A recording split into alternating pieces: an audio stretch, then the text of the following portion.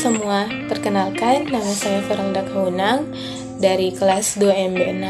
Kali ini saya akan mempresentasikan materi tentang pengendalian. Materi yang pertama yaitu controlling. Controlling itu proses kegiatan pemantauan untuk memastikan bahwa kegiatan tersebut yang dilakukan sesuai dengan rencana dan mengoreksi penyimpangan yang signifikan. Yang kedua, untuk memastikan bahwa kegiatan diselesaikan dengan cara yang mengarah pada pencapaian tujuan organisasi. Materi selanjutnya, mengapa pengendalian itu penting? Karena yang pertama, kontrol memungkinkan manajer mengetahui apakah tujuan dan rencana sesuai dengan target, tindakan apa yang harus diambil di masa depan. Yang kedua, sistem kontrol memberi informasi dan umpan balik tentang kinerja karyawan atau memberdayakan karyawan. Yang ketiga, kontrol meningkatkan keamanan fisik dan membantu meminimalkan gangguan di tempat kerja atau melindungi tempat kerja. Materi yang selanjutnya yaitu the control process. Yang pertama, mengukur kinerja sebenarnya. Yang kedua, membandingkan kinerja aktual dengan standar. Dan yang ketiga yaitu mengambil tindakan untuk memperbaiki penyimpangan atau standar yang tidak memadai. Materi yang selanjutnya yaitu pengendalian.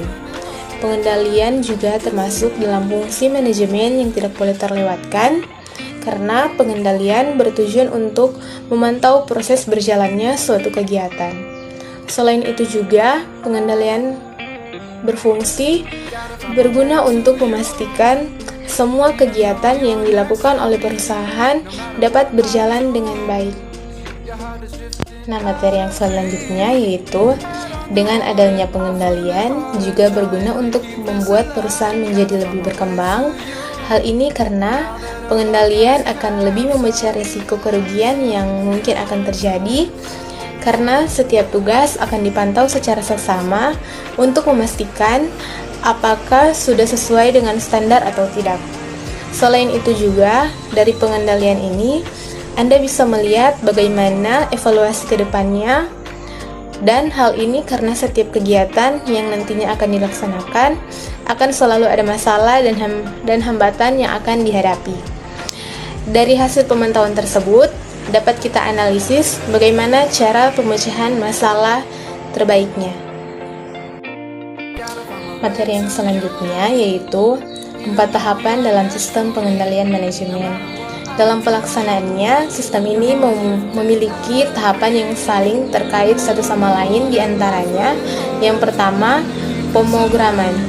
Tahap pertama sistem pengendalian ini adalah menyusun program apa saja yang hendak dilakukan perusahaan dan menghitung beberapa estimasi sumber daya yang dibutuhkan. Yang kedua, penganggaran. Anggaran yang ditetapkan dalam sistem perencanaan dan pengendalian manajemen dinyatakan dalam satuan keuangan tertentu dan digunakan dalam satu periode tertentu. Anggaran yang disusun didasarkan pada kumpulan anggaran dari pusat pertanggungjawaban. Yang ketiga, operasi dan akuntansi. Pencatatan dari berbagai sumber daya dan pendapatan yang diperoleh dalam tahap ini akan dikategorikan sesuai dengan program yang sudah ditetapkan oleh pusat tanggung jawab. Dan yang keempat yaitu laporan dan analisis. Tahapan yang terakhir ini akan melakukan analisis dan laporan. Analisa laporan tersebut berupa pemilihan strategi yang perlu ditinjau ulang, serta menentukan kebijakan seperti menghapus, menambah, dan mengubah program di tahun selanjutnya, dan memberi pertimbangan apakah perlu mengubah anggaran tersebut.